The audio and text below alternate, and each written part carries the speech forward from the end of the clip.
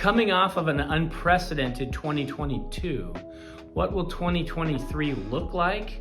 Stay tuned to hear our forecast for the 2023 outlook on this week's Video Market Update. So 2022 was unprecedented, and why do I say that?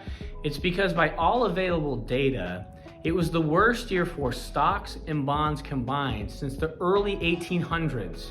So fairly unprecedented in the sense of we haven't seen returns that bad. So the question is, what do we do now as we look to 2023?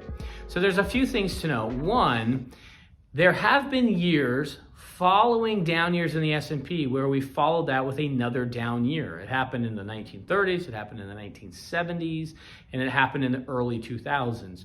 Historically, the average return for the S&P in all those years, plus all of the good years, was a pretty flat about 2%. Now, history can't always be our guide, so we have to look and say, where are we at with our current factors? And so I've read through about 10 of the largest investment firm and investment bank forecasts and found a few things. One, every single firm believes we will have some sort of recession in 2023. The words were moderate, mild, slight, but they all believe there will be a small recession. Nobody was willing to go on out on a ledge or out and say, yes, we think this will be very aggressive. They think it will be mild. Why mild? Because they expect our GDP growth to be pretty slow, somewhere between 0.5% and about 1.5%. So pretty slow growth in the economy. They predict somewhere in the 4.5% to 5% range as far as unemployment, which would line up right with where the Federal Reserve is saying they think they're going to be at about 4.5% unemployment to be able to get inflation down. Now we know the Federal Reserve has tried to get inflation and keep it at 2%.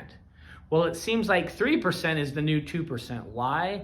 Because by all of the forecasts, they believe that inflation by the end of the year will be closer to 2.9 to 3.1, somewhere in that 3% range. Now that's some of the economic data. What about the market? So of the 10 firms, 2 predict that the S&P 500 will end the year at about 3,900 and 23 at 3,900, which is about where we ended 22, which would mean a flat year. Others projected 4,400, 4,500.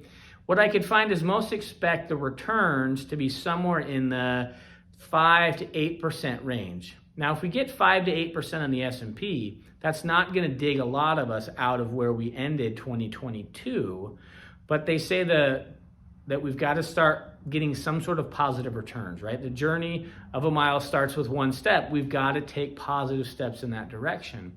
Now, what's interesting is most note they believe there will be volatility on the downside in the first part of the year, but the end of the year, we will see a lot of the returns. So the natural question is, well, should I go to cash? Should I not invest? Should I change my allocation? I would say in most cases, no, because we don't know that it could be middle spring, late spring, early summer. We don't know. Plus, these are all forecasts, but we don't know where that crest of positive growth will be. So as long as you're allocated appropriately, right, and there may be small changes to make along the way, which is an individual discussion, not a group discussion.